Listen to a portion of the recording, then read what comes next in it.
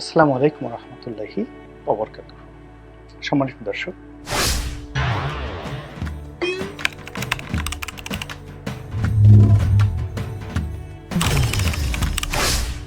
শেখ হাসিনার পতনের পর যে অন্তর্বর্তীকালীন সরকার এসেছে, ডক্টর মোহাম্মদ ইউনূসের সরকার, এই সরকারের জামানাতে সবচেয়ে বেশি এই মুহূর্তে যারা ক্ষমতাধর বলে মনে হচ্ছে, তাদের সেই ক্ষমতাধর শ্রেণীর একেবারে সবার আগে রয়েছে জামায়াতে ইসলামী বাংলাদেশ। এবং আশ্চর্যজনক একটা বিষয় হলো যে জামাতের সঙ্গে যাদের দীর্ঘদিন বিরোধ ছিল, বিপত্তি ছিল, এবং ইসলামপন্থীদের যে শাখা প্রশাখা, গ্রুপ উপগ্রুপ, রাজনৈতিক দল, মতাদর্শ, এই সকল বিষয় নিয়ে সেই স্বাধীনতার আগের থেকেই গত 50 বছর ধরে ধরুন বা গত 70 বছর ধরে যে বিবাদ চলছিল, সেই সকল বিবাদ এবং বিসংবাদ বলতে গেলে দূর করে অনেকেই জামাতের সঙ্গে একটা বন্ধুত্ব করার জন্য রাজনৈতিক মোটামুটি একটা লাইনে চলে এসেছেন। আপনারা অনেকেই জানেন যে জামাতের যে মতাদর্শ, এটি শুরু হয়েছিল আমাদের এই পাক ভারত উপমহাদেশে জনাব আবুল আলা মওদুদীর হাত ধরে। আবার বাংলাদেশে আবুল আলা মওদুদীর যিনি প্রধান অনুসারী ছিলেন, তিনি অধ্যাপক গোলাম আজম।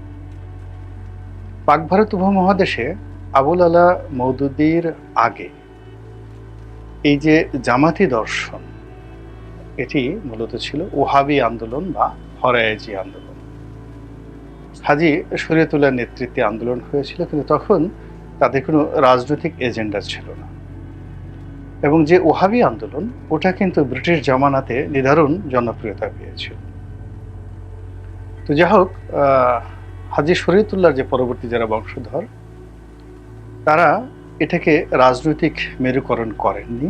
তারা কেবলমাত্র ব্রিটিশ বিরোধী আন্দোলন, সেই আন্দোলনের মধ্যে নিজেদের কর্মকাণ্ড সীমাবদ্ধ রেখেছেন এবং ইসলাম প্রচার এবং প্রসারে ভূমিকা রেখেছেন।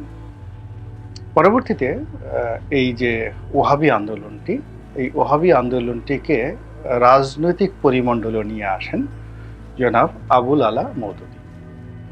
তো আবুল আলা মওদুদী যে মতাদর্শ এখানে চালু করেন এবং তার ভিত্তিতে একটি রাষ্ট্র গঠন করার তিনি যে পরিকল্পনা করেন, এটি আজকের যে সৌদি আরব, সেই সৌদি আরবে যে ইবনে সৌদ পরিবার, এদের যে রাজত্বটা শুরু হয়েছিল এই ওহাবিবাদের অনুকরণে বা অনুসরণে।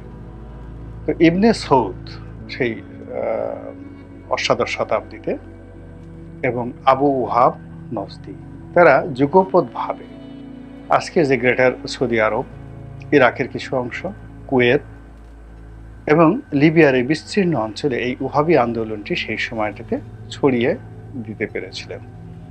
তারা বেশি দিন স্থায়ী হতে পারেননি, তারা ক্ষমতাচ্যুত হয়েছিলেন। পরবর্তীতে আব্দুর রশিদ দস্তাম নামক একজন নেতা আছেন, যারা মূলত নজদের পাশে আর একটা এলাকা আছে হাইল, ওই এলাকার সর্দার ছিলেন। তো তাদের হাতে মূলত এই ইবনে সৌদ পরিবারের